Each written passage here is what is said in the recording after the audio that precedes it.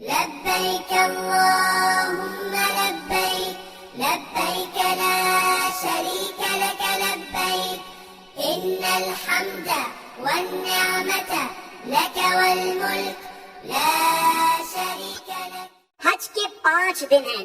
آپ پہلے تھوڑی دیر کے لیے جو نا یہ جو حاجیوں پر میں نے دیکھا ہے مینا کے دن جب قریب آنے والے ہوتے ہیں نا تو حاجی گھبرائے مل رہے ہوتے ہیں. کیا ہوگا, خیمے میں کیسے رہیں گے, رش بہت ہوگا, احرام کتنے دن پہننا پڑے گا. حج کے دن قریب آئے تو ٹینشن میں نہیں خوشی میں اضافہ ہونا چاہیے. سب سے پہلی بات, بہت بڑا ٹینشن ریلیز آپ کا یہ کر دیتا ہوں کہ احرام آپ نے 5 دن نہیں صرف 2.25 دن باندھنا ہے. صرف 2.25 دن کا احرام ہے. 1.5 دن تو پہلے عمرے میں باندھ لیا تھا آپ نے, پھر کئی کی ٹینشن ہے. پہلے میں نے کہہ دیا احرام فرینڈلی ہو جاؤ, اور حج میں میکسیمم 2.5 دن کا احرام ہے, کوئی 5 دن کا احرام نہیں ہے. ٹھیک ہے, تو آدھا ٹینشن تو ویسے ریلیز ہو گیا ہوگا. اب آ جاؤ حج کے 5 دن کیا کیا ہے. 8 ذوالحجہ, 9 ذوالحجہ, 10 ذوالحجہ, 11 اور 12. ٹھیک ہے, یہ 5 دن حج کے جو اہم مناسک ہیں وہ اس کے اندر ہیں. 8 کو ہم نے کہاں جانا ہے, انشاءاللہ مینا جانا ہے. کہاں جائیں گے؟ ظہر کی نماز سے پہلے مینا پہنچ جائیں, اور 5 نمازیں مینا میں پڑھنی ہیں.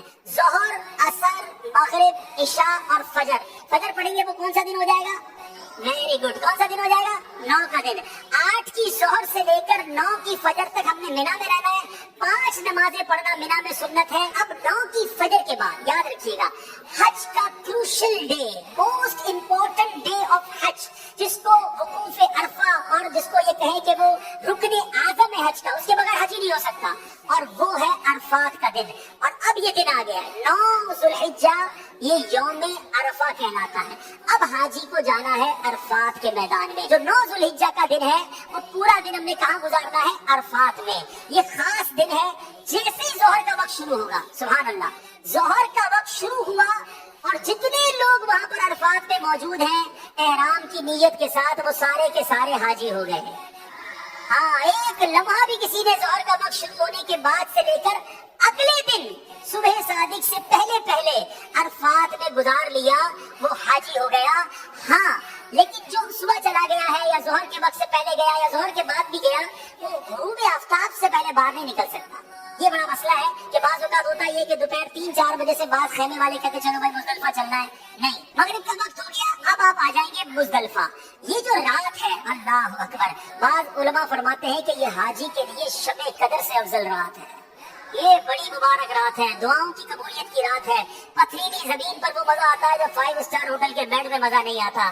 اللہ کی رضا کے لیے لوگ زمین پر پڑے ہوئے ہوتے ہیں. تو بہرحال یہ رات وہاں گزاریں گے.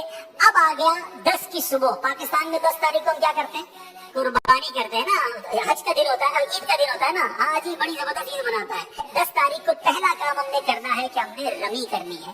ہم نے شیطان کو کنکریاں مارنی ہے. اس کے بعد قربانی کرنی ہے.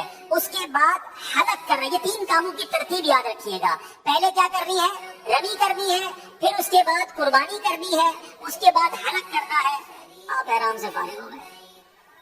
ہاں, احرام تو پورا ہو گیا. ابھی تو 10 تاریخ کی صبح ہی ہوئی ہے, دوپہر ہو جائے گی زیادہ سے زیادہ. 2.5 دن میں آپ احرام سے فارغ. صرف ایک پابندی باقی ہے جو مرد و عورت کے معاملات ہیں, باقی یو آر فری نا. اب اس کے بعد طواف الزیارہ کر لیں تو وہ پابندی بھی ختم ہو جائے گی. اس کے بعد یعنی یہ 10 کا دن جو ہے, آپ چونکہ تھوڑا بیزی ہوں گے, پہلے آپ رمی کریں گے, پھر قربانی کریں گے, پھر آپ حلق کریں گے, درست غسل وغیرہ کر کے لباس پہنیں گے. اگر شام کو طواف الزیارہ کرنا ہے تو کر لیں گے, ورنہ اگلے دن کر لیں گے.